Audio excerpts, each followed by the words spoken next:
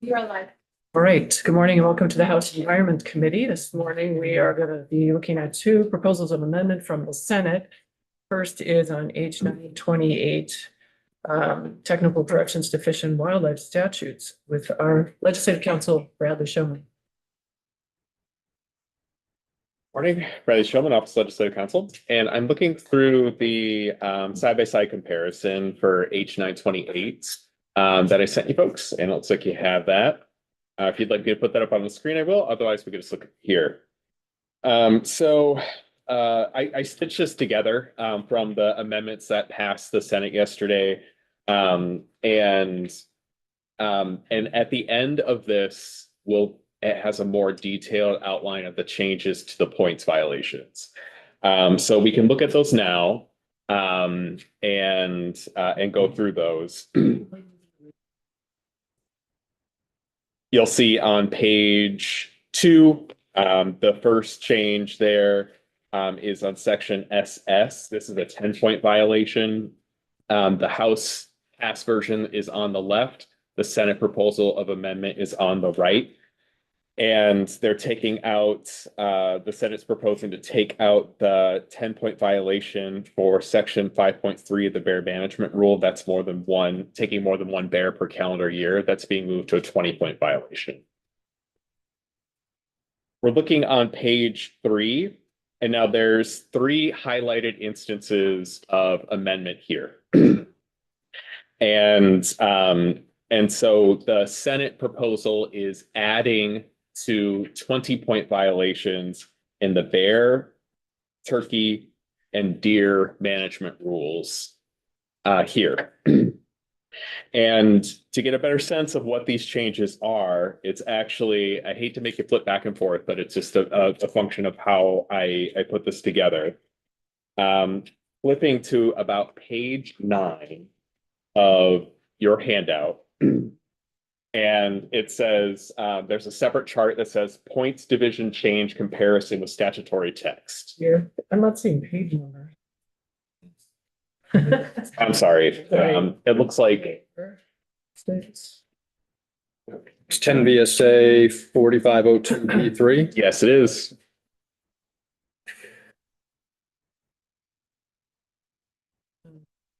What section of the bill? So it is, it's actually after the effective dates on the bill. So I put it in separately. 8-point violation. Yep. There we go. And so this piece is, it goes over that first part that I just mentioned that's moving. And so we're looking at the 20-point violation, subdivision O. And what the Senate is proposing is adding to the 20-point violations 4.0 and 4.1. This is bear management. And then restoring what was crossed out before at 4.2, 5.3, 6.1, and 6.2. So what are those? So I've copied the statutory text that these are referring to, and I've highlighted them to correspond with the changes. So the changes here are violations for seasons and shooting hours. And so with respect to the start of the season, early season, and taking bear. Split to the next page. The shooting hour is 1/2 hour before sunrise. Would you be able to tell us what they were before? What, like, were they all going to 20? I assume they were something less before. So these were 20-point violations before. So 4.2, 5.3, 6.1, and 6.2 were 20-point violations before. 4.0 and 4.1 were just 5-point violations. So they're just being moved in the statute. So they're just being moved into the 20-point violation. So it's not necessarily changing the statute, the underlying violation. It's not changing the statute itself that tells you what the violation is. It's just changing the number of points that are assessed for violating that statute. Right. And so if it's possible to tell us the change. Yeah, so the change is 4.0 and 4.1 were previously 5-point violations.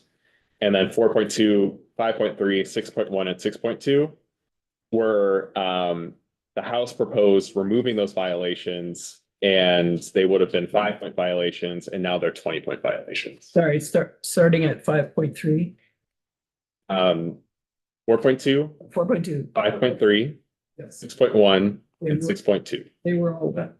The House proposed to make those 5-point violations. That's the default.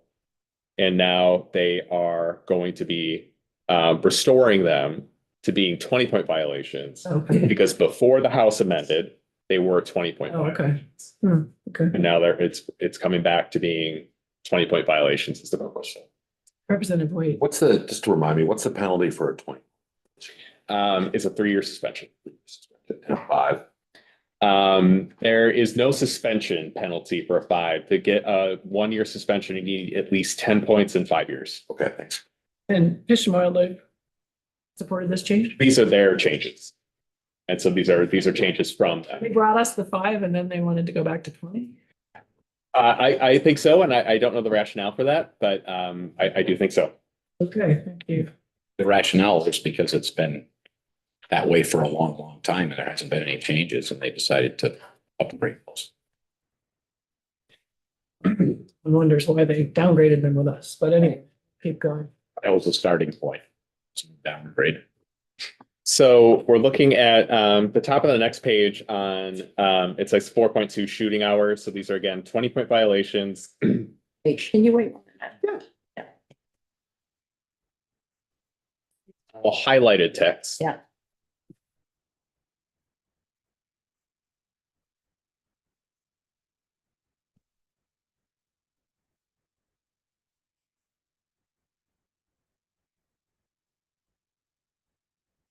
You want me to put it up on the screen? Will that be? Maybe. Or just One tell of us the what neighbors page you're with Sarita could help her find the page since you both have it.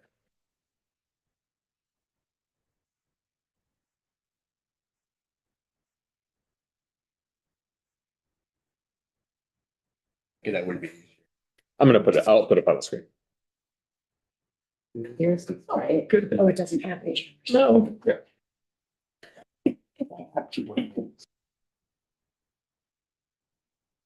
The page that's all yellow. Yeah. What page to look at? It's all yellow. Okay. And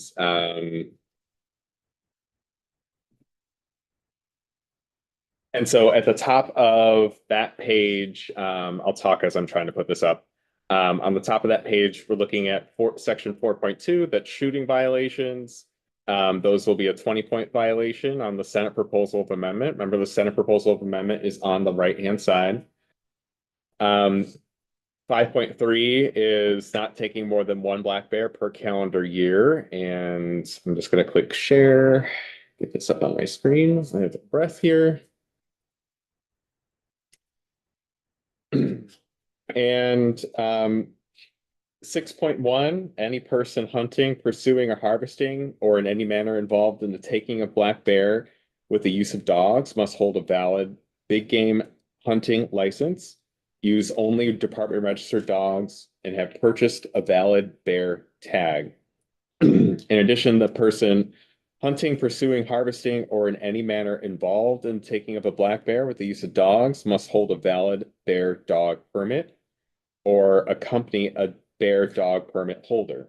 The permit shall be carried at all times by the permittee while hunting with dogs or taking black bear and exhibited to a game warden, landowner, or law enforcement officer upon demand. 6.2, you can only take black bear by legal methods.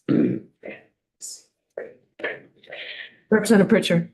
Thank you. So I do have a question, Bradley, on Mhm. 5.3. Okay.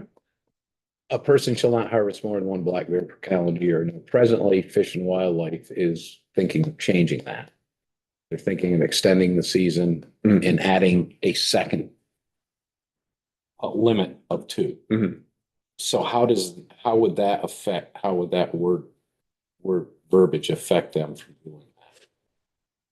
And what changes would they have to make does that not allow them to do that? So in the plain reading of the statute and the violation here, is that if a person took more than one black bear per calendar year, it's potentially a 20-point violation. I'm not familiar with, I would have to research and get back to you on the department's authority to grant exceptions to these rules and statutes and things of that sort. Because I don't have the answer to that question right now, if they wanted to change it without getting a statutory authorization. What is 10 VSA 4827? Taking a black bear, doing damage. So it's a bear on your property.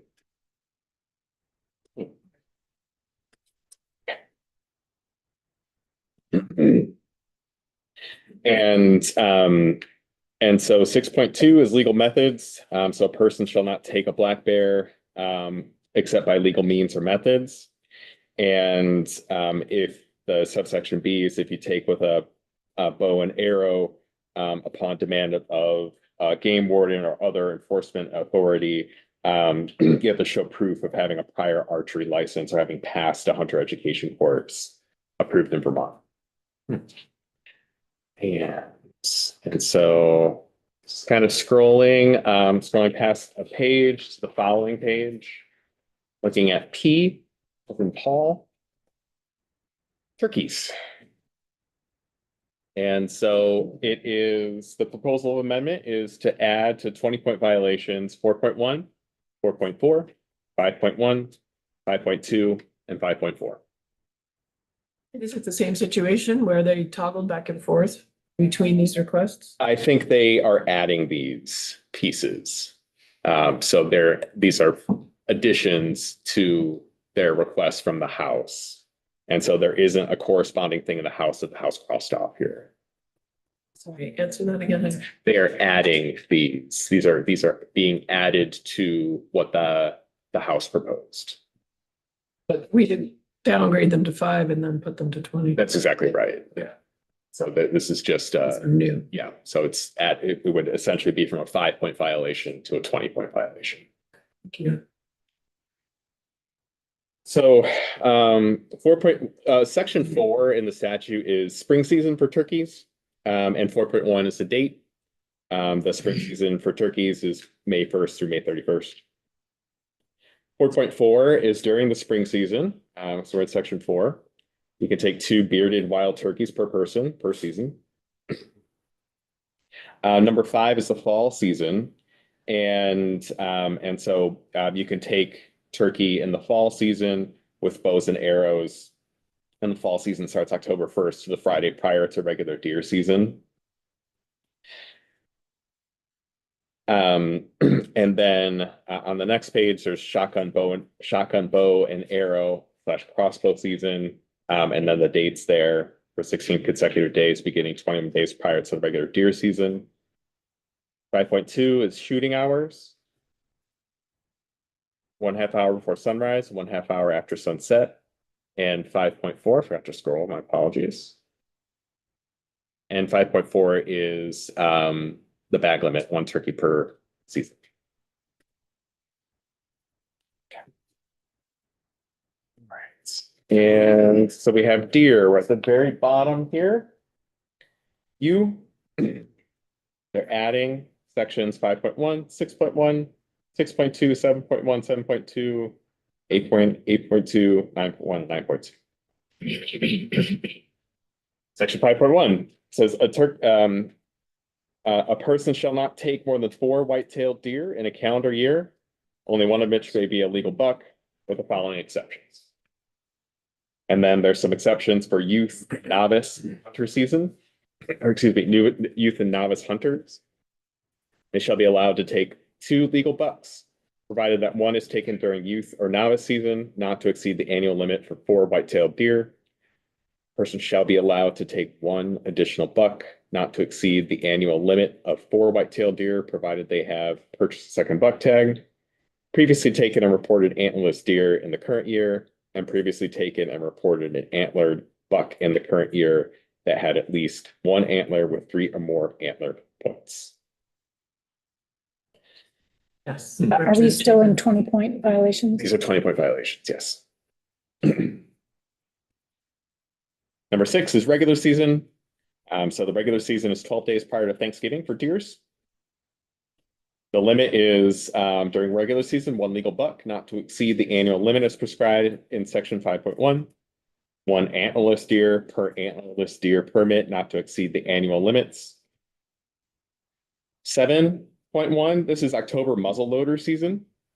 For 4 consecutive days commencing on the Thursday, 16 days prior to opening day of the regular season, person may take one antlerless deer per antlerless deer permit, not to exceed the annual limit prescribed in section 5.1 of this. On the next page, looking at 8.1, these are December muzzleloader season. For the 14 consecutive calendar days commencing on the first Monday after the completion of regular season, so those are the dates, and the limit is one legal buck, or one antlerless deer, both not to exceed the annual limit described in 5.1 of the rule. And then 9 is the archery season, October 1st through December 15th. The limit's one legal buck, not to exceed the annual limit. And in wildlife management units declared open by the board to the taking of antlerless deer, a person may take one antlerless deer per archery antlerless tag, not to exceed the annual limit. And those are the changes to that piece, the points. Okay, now the easiest way to get back on track is to go back to the front of your handout. Number actually your own pages and then we can talk. Yeah, that's what I've done. That would be the easiest way, is if I put page numbers on here. Yes, yes, okay.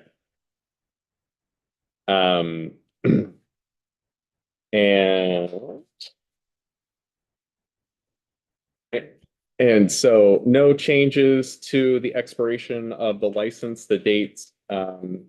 There currently all licenses expire on December 31st, and that gave the department discretion to have the license expire 365 days after issuance. No changes there. We're on section 3, page 5. And no changes to the issuing of a new big game tag or big game permit. You recall that piece? If the department does issue those, they have to come back to the legislature and ask to have those put into statute. Subsection P is an addition. Subsection P is, so some background here. The miscellaneous tax bill is sunsetting the fish and wildlife fees rule.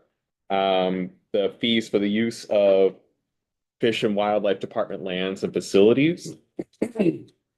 This rule was recently reauthorized and went through notice and comment, was approved back in February. And it sets fees for certain camps and certain education centers under the department's control, and then also does permitting and licensing. And so the miscellaneous tax bill makes some changes to the department's authority to issue those fees, and kind of restricts that quite a bit. And one of the other pieces in the miscellaneous tax bill on H933 is to sunset the rule that provided for these fees. And so upon request from the Department of Fish and Wildlife, the Senate put these fees back into statute. So these are the fees that are currently in rule. There's no changes from the current rule. They're just being put into the statute. And so the first set of fees deal with the rental of the Edward F. Keough Education Center, and partnering organizations and municipalities can rent the education. Just interrupt you. These are already in. This is not a change. This is just bringing it into statute. That's correct. Do folks need to walk through the details of this? I'm not feeling like we do. Okay. If members want to, I want to make sure that we do. In Boston. Just on the other page, you use education center. Is that when you use education center, is it always the the Edward Kehoe. Yeah, that's where it applies to Edward Kehoe, and then right below it's like the residential Buck Lake Conservation Camp. Representative Nor. Just a quick question. So what's in here now is being brought into statute to cover all of the fees that are currently defined as rule. In the rule that was specifically sunset, so it's, Sunset. yeah, so it's Commissioners Rule 2008-1. And those will, it doesn't touch other fees or And any. bring it all in It comprehensive. brings, yeah, it brings that entire, all those fees in from rule into statute. Thank you. Okay, section 4, there was a change. If you'll recall, the Champion Lands, the comprehensive management plan, those are the words I wanted to say. And so the House proposed to remove the obligation to do a comprehensive management plan for the Champion Land acquisition. It was land that was purchased back in 98 or 99. And remove that 10-year plan.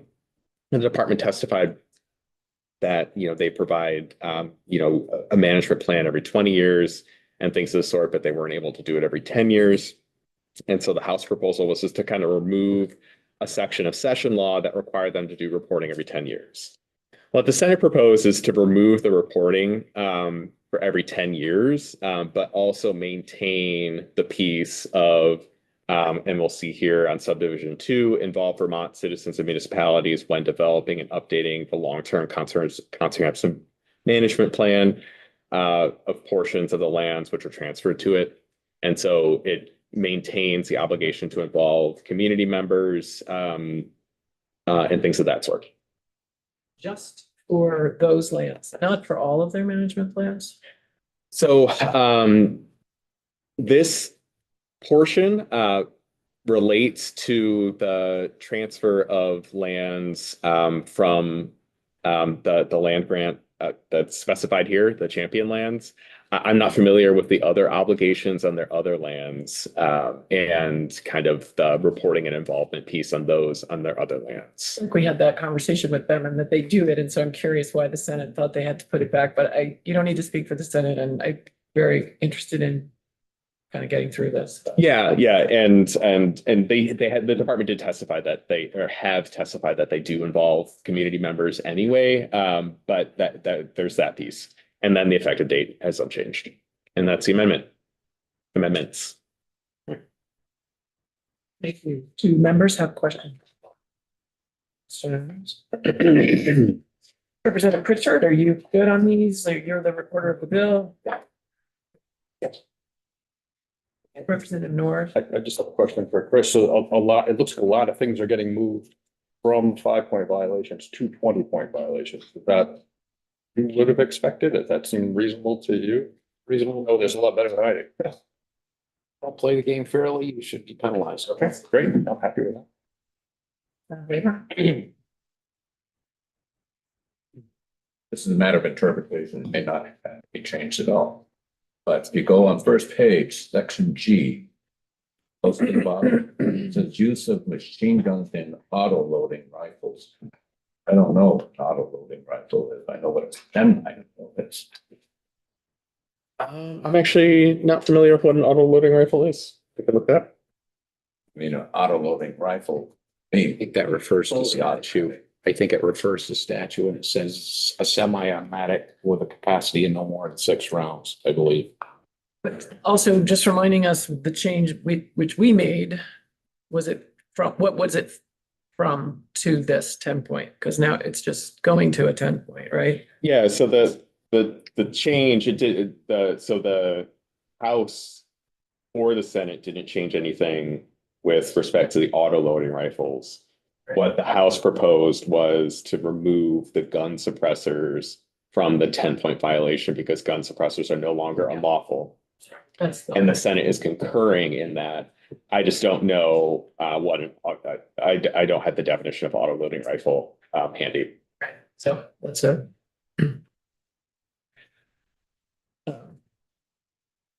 That just says machine gun. The prohibition prohibition on use of machine guns. It doesn't say auto loading.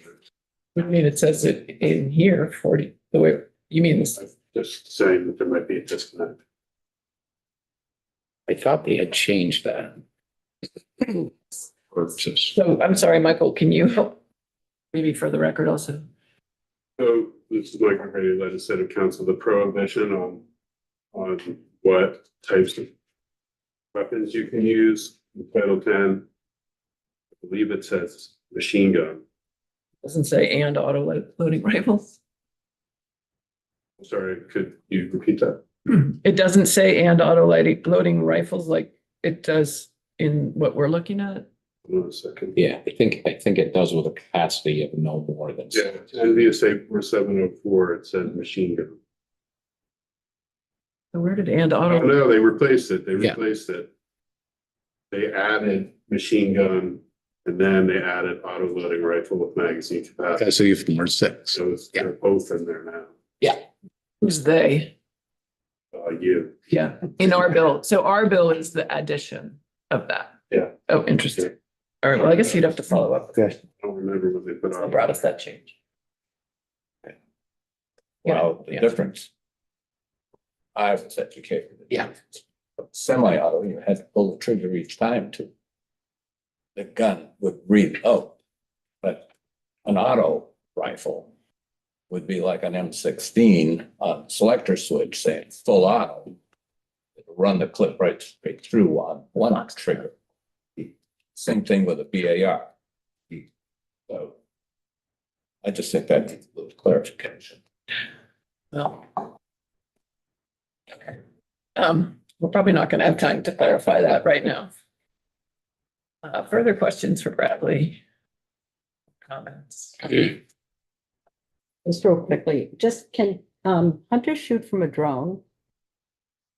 No.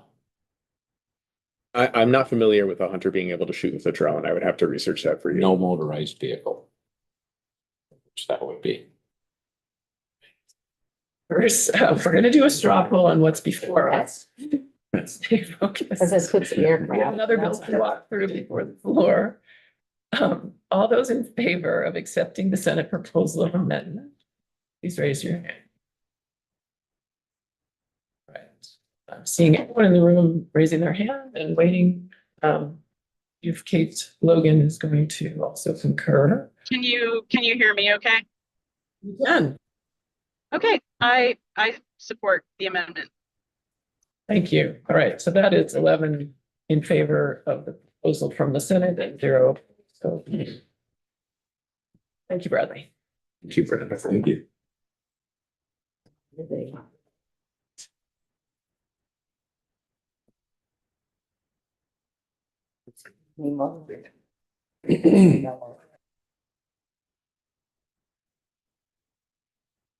Michael, would you please join us?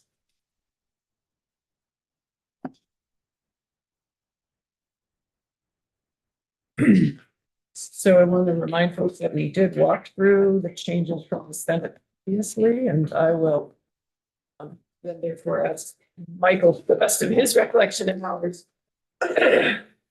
focus on the things that have changed since we last walked through it on May 13th. I was reminded yesterday by members of our committee.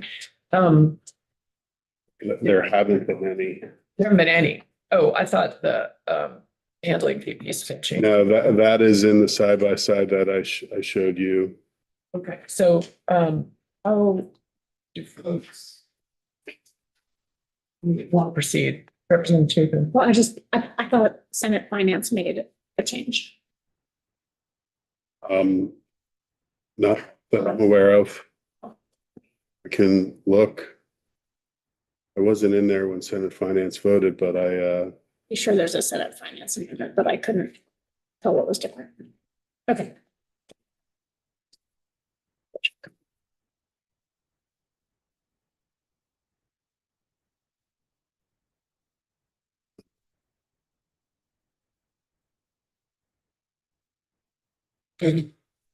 yeah,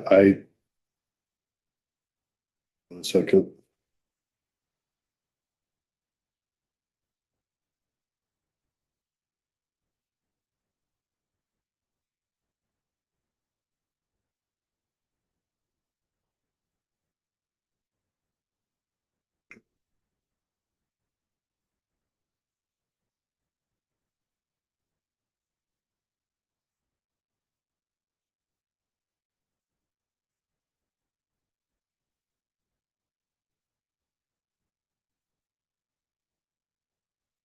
Yeah, Senator Hardy was a reporter for finance. She did not offer an amendment. Thanks.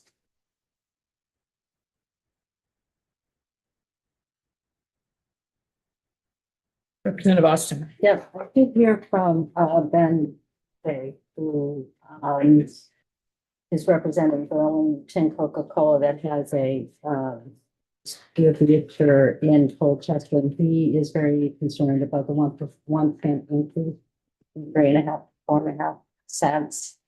Want me to explain his concern? No, I think we all heard from him. Oh, okay, so I'm concerned too. I mean, I talked about automation before. So, Michael, let's just walk through what that is. Our bill had a 1 cent for the non-commingled. The Senate added a 1 cent on the commingled.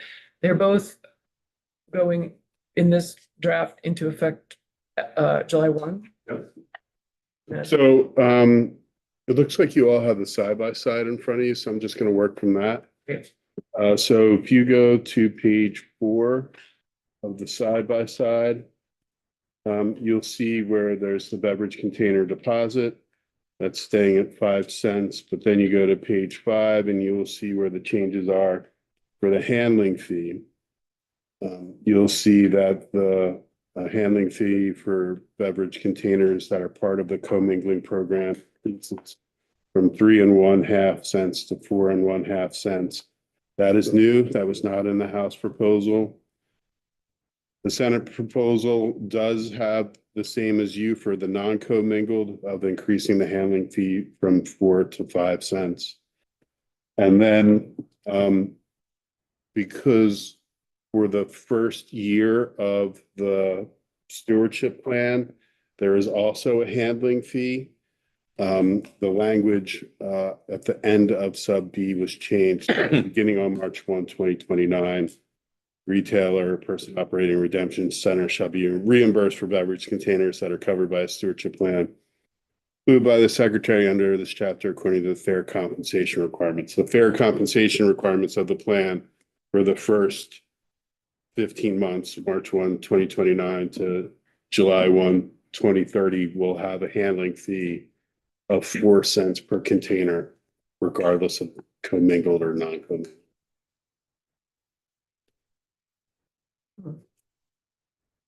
So they took out the handling fee shall not apply to beverages that are covered by a stewardship plan. Right, because Yep. they're saying it's going to be covered under the fair compensation plan, fair compensation component of the plan, and that will require a handling fee for 15 months upon implementation of the plan.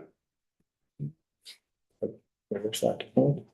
Where is that? Where's that defined? Yeah. So that's under the plan. It's in section 1532. It's on page hold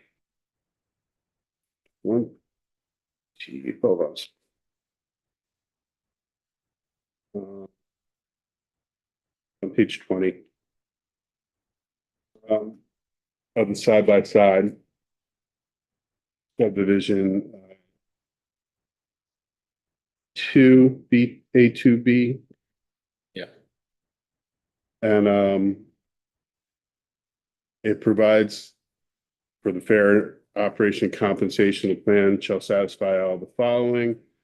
The plan shall describe how all locations that redeem beverage containers are fairly compensated for their participation, provided that the PRO shall pay each location that redeems beverage containers 4.5 cents per container for all other means of redemption at a location or according to a separate compensation agreement negotiated between the redemption locations and the PRO. And then you will see in Sec 2 of the bill, which is on page 29, that this goes away, that the handling fee goes away, and that compensation is solely through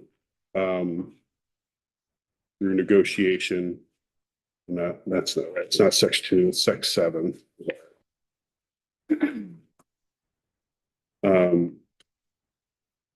Yeah, Sec 7, page 38.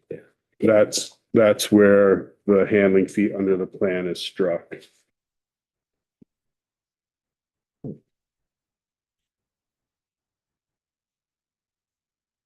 Okay, so actually, I need you to go through that one more time. It's, Okay. I didn't know this was in here and,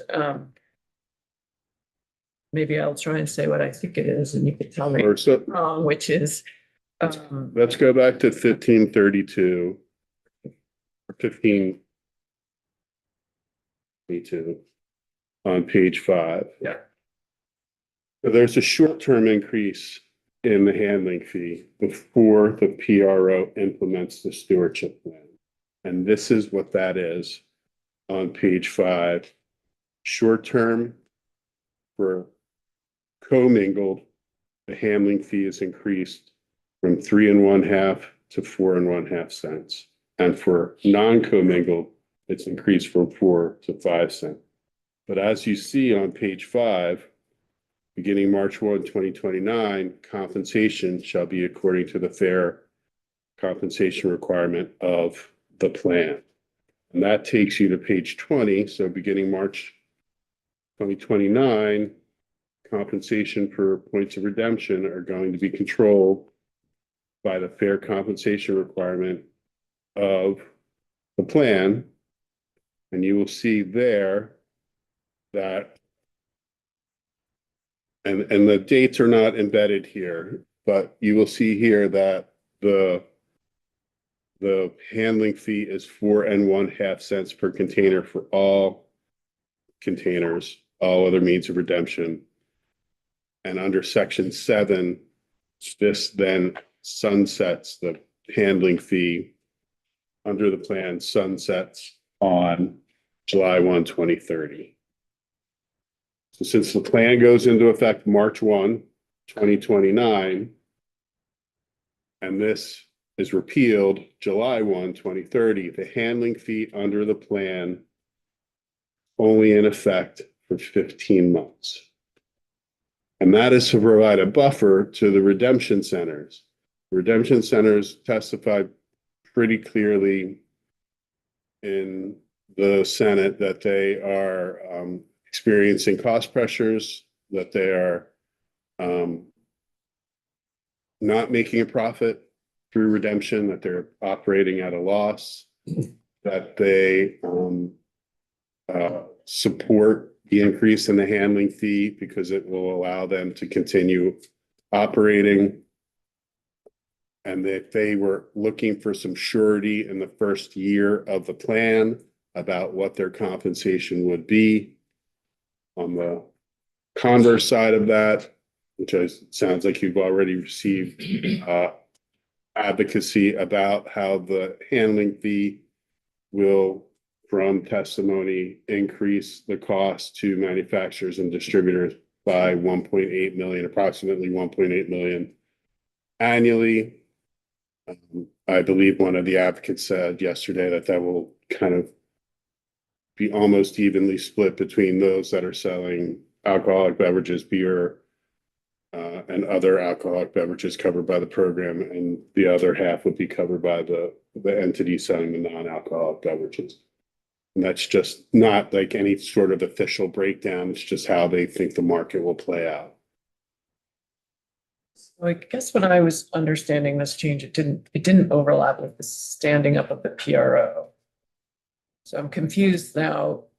And then when I read this language, does it allow for, if a redemption center becomes an outlet with the sorting, they still get the handling fee, or is there a break for that? No, they get the handling fee for those 15 months because it's for any means of redemption at a location.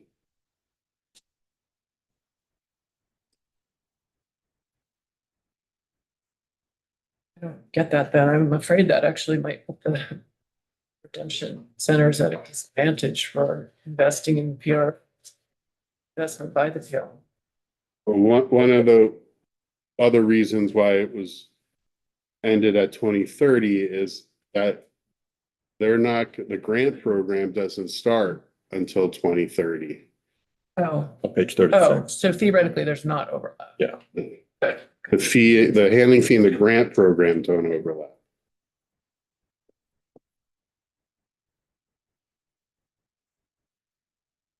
But that's interesting. Should they overlap a little? Like if the investments don't start till 2030. And technically it's fiscal year 2030, so it's July of 29. And then to be clear, PRO could make investments prior to that. They, in fact, will need to be anticipating that.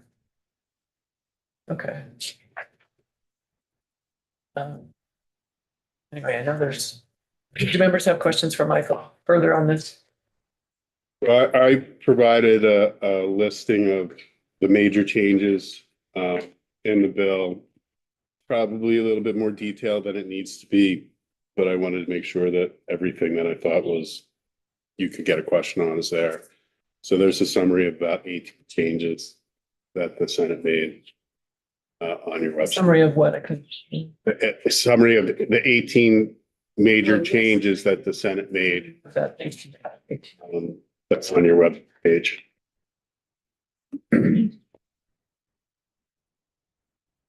So, Michael, number 2 on your sheet of the 18 items. Number 2 clearly states March 1st, 2029 for the increase for the handling fee. House had only increased the handling fee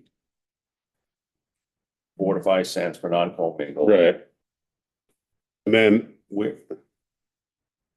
at beginning March 1, 2029 as part of the plan, the handling fee. PRO plan, yeah, Right. yeah, for handling fee. And then I'm looking for where that's gonna sunset. Oh, I have it. It's in the 18th point where it says repeal of the handling fees under the beverage container stewardship plan. That is July 1, 2030. I'm sorry, I didn't put the date there, but it's July 1. What number is that? Number 18. It's literally like the last line of the summary. Yeah. July 1, sorry. 2030.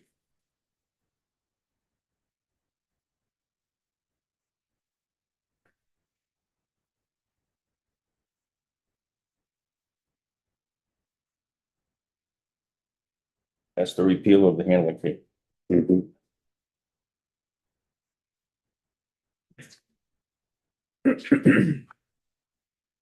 Representative Austin. Yeah, so I'm just wondering what will incentivize redemption centers to automate? If they're getting this extra, They only get it for 15 months. I know.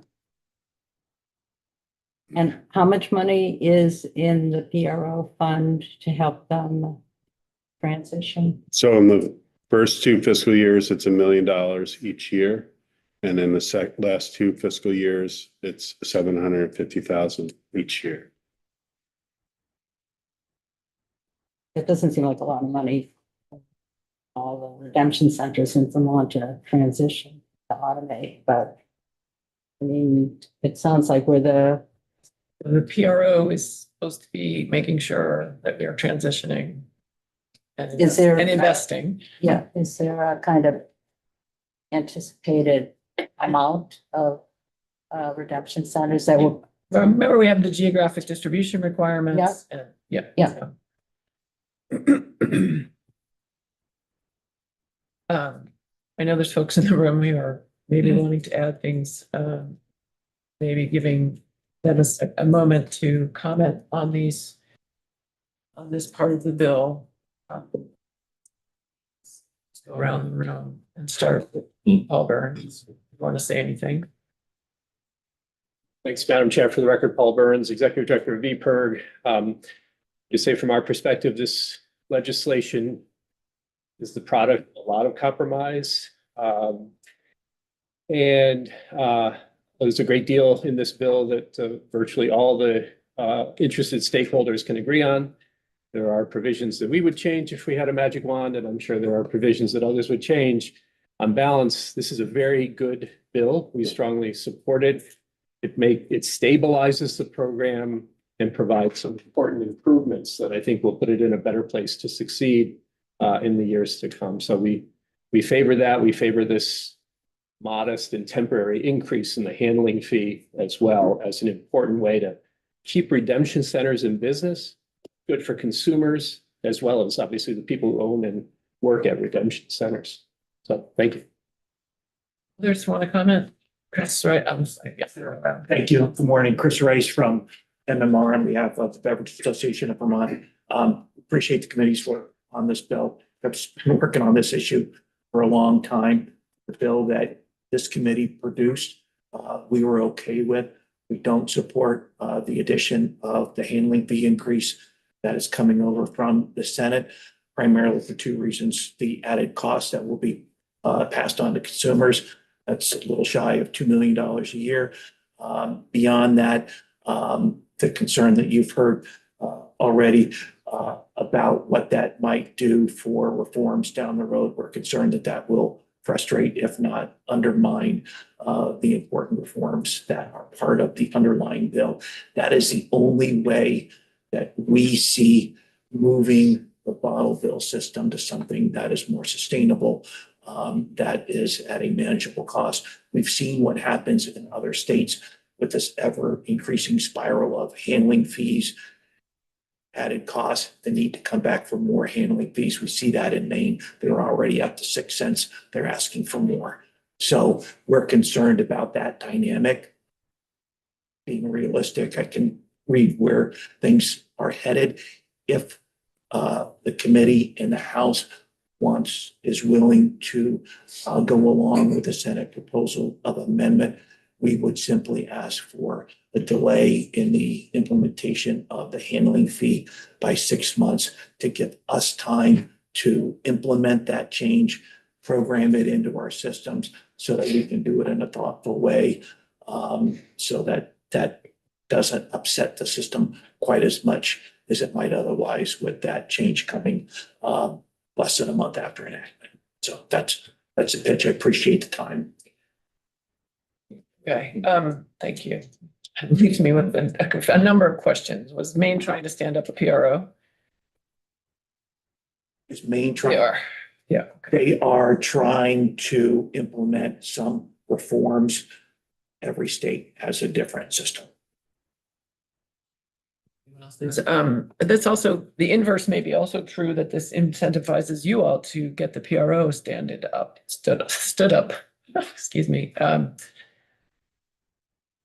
more quickly. I can see that from a certain perspective.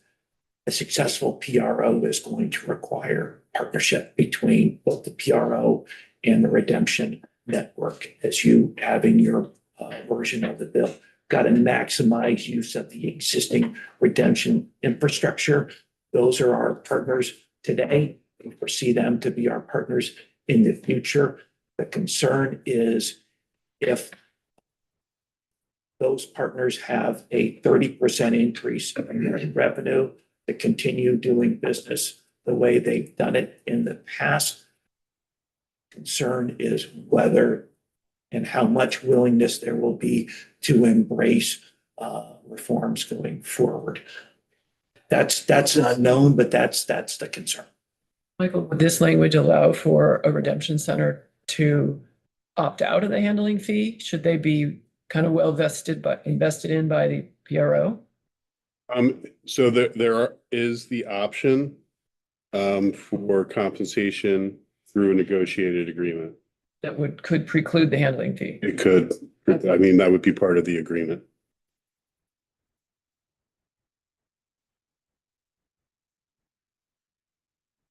You'll see that on page 21, maybe 20. So Sorry, what page?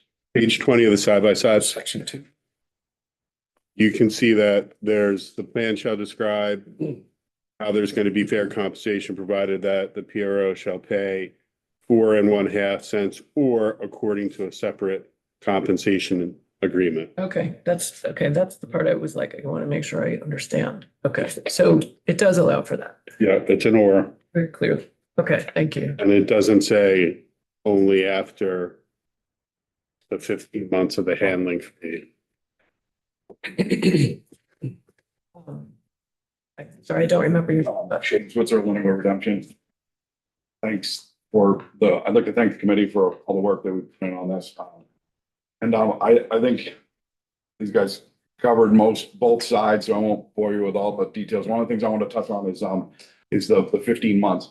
So the idea of that is that the PRO starts in 29, that money doesn't land until 2030. And we have to get from the agreement that we made with them until the equipment and things start to go. So the incentive starts, the handling fee is sunsetted and that handling fee, the handling fee is sunsetted when the equipment is more likely or due to land and we start going forward with that. So the idea that there's no incentive, in the Senate, they had a floor in there for a while and it got changed at the last minute before it came out of the committee. And the idea of that was the incentive would go away. So we made some compromises here and we appreciate your support on this thing.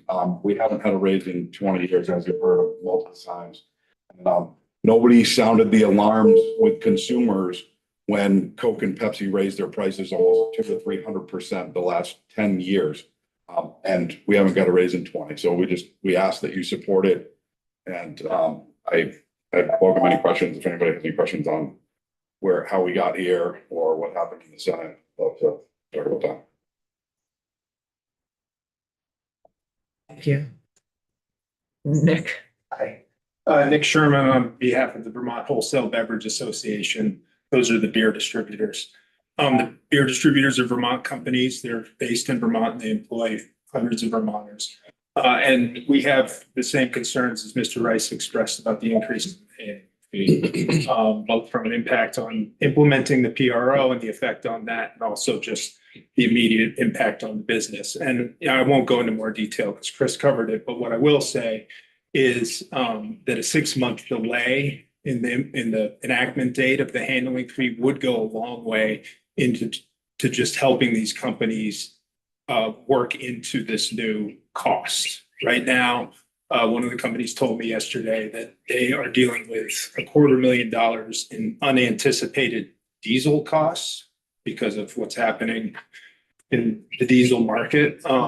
This, for that company would probably be near to that again. So in 6 months would really help one come in at the beginning of their budget year and be able to start off the year with having planned for it, but also they're facing a lot of pressure right now, and it would help with that impact. So we'd appreciate your consideration of the 6-month delay. Yeah, thank you. Thank you. There's a couple of thoughts on the delay request. While I'm somewhat sympathetic, our bill didn't have a 6-month delay in it for the other handling fee. And we are bumping up against deadline here just to get bills across the finish line. So members have further questions or comments on this? Just a comment about the $2 million that the industry is expecting to have an additional cost given this 1 cent increase in the handling fee. In some sense, it's maybe $2 million sounds like a lot of money, but we're talking about a penny per container that causes $2 million because we're talking about a throughput of 200 million containers. I mean, this is a vast industry, and a $2 million increase in cost is really very, very small when you put it in that perspective. And when you add to that the fact that for decades, the beverage manufacturers pocketed the 5-cent deposits that were left over, totaling tens of millions of dollars. This really does feel like a very small ask to stabilize the system and get us to a point where we can have a much better functioning system in just a few years. That this is just a temporary measure.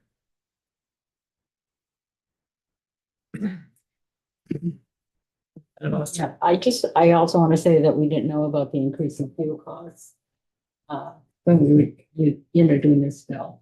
And I think the 6-month delay should be considered because of several different issues that are going on right now. But fuel costs have risen, Other thoughts? Just for clarification, Madam Chair, thank you. The 6 months delay on which date are they asking for? The implementation of the program? No, they want the 6-month delay on the increase of the handling fee in the short term. First of 2020.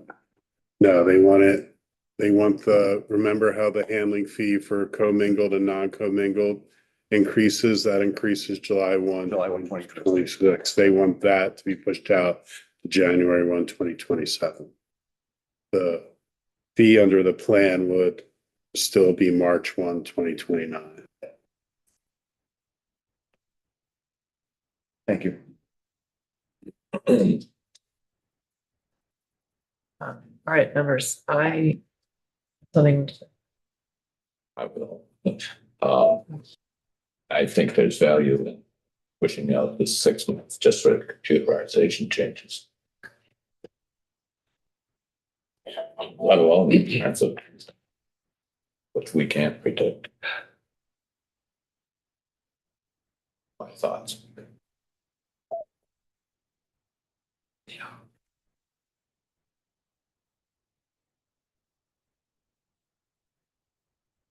I guess I would suggest that the redemption centers are subjected to those same cost increases. That's right. Right.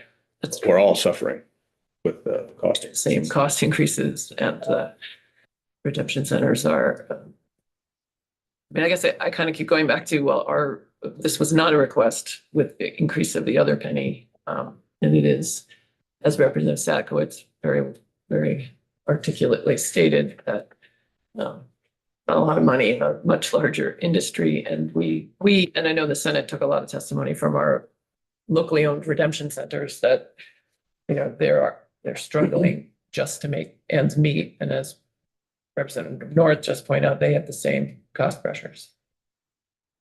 And the one penny on 3.5 might sound like a reasonably high percentage, like it's like 28%.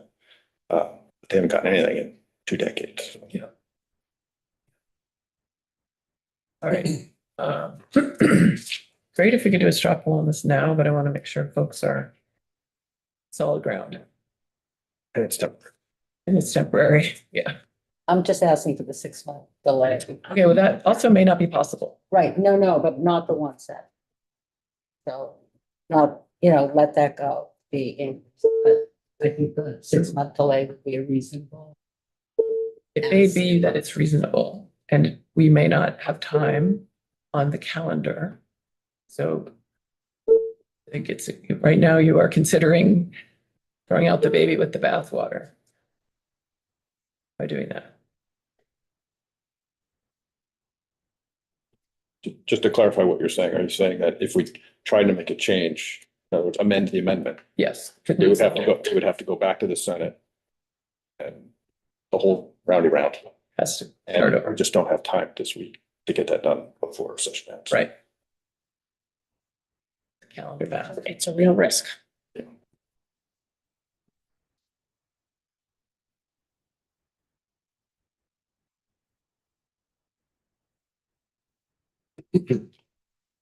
Even if it was narrow, I mean, even if all the things that we were asking the Senate was just a 6-month delay, it opens everything else up, or could it just? If it doesn't cross the finish line, it doesn't cross the finish line. That's the way the calendar works.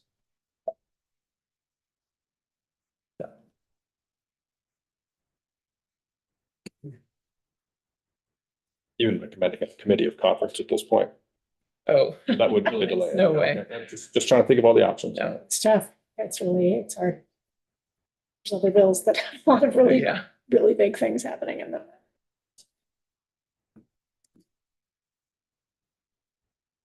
Sorry if I missed this, but did the Senate discuss this 6-month and then decide they didn't want to do it? I don't recall them discussing the 6 months. I don't know if the other advocates asked for it when I wasn't there. That gives us a little tip as to how they might respond to us making.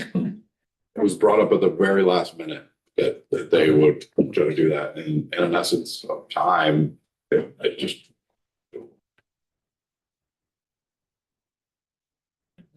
Yeah, I would just say, I understand the industry wanting this. They're advocating for their best interests, and that makes a lot of sense. At the end, this is a pretty small ask from them, but at the same time, and I think that they can manage without it. They can absolutely make this happen. It might not be as easy as they would like. It might cause them a little bit of heartache, but it seems pretty clear that they can make this happen. If they were really gonna have a hard time with this, we would have heard about this, I think, a long time ago. And as our chair just pointed out, we're at the very end of this, of the biennium here. And we've been working on various versions of the bottle bill and this modernization for a really long time. And I think it's really important that we concur and move this along and make this happen so that we don't have to come back to this again for a long time. Representative Richard. Yeah, this is probably gonna shock some people, especially Christie, but I'm gonna support this. I have reservations and I've shared them. Yeah. With the folks. And you talked to me about it. Here. Yeah. You know, I'm not convinced, this is gonna solve, our redemption deserts. I'm afraid, and I've discussed those thoughts, that it's gonna create them. But, you know, it has the support from, you know, the people that have reached out to me are the people that we're supposed to represent.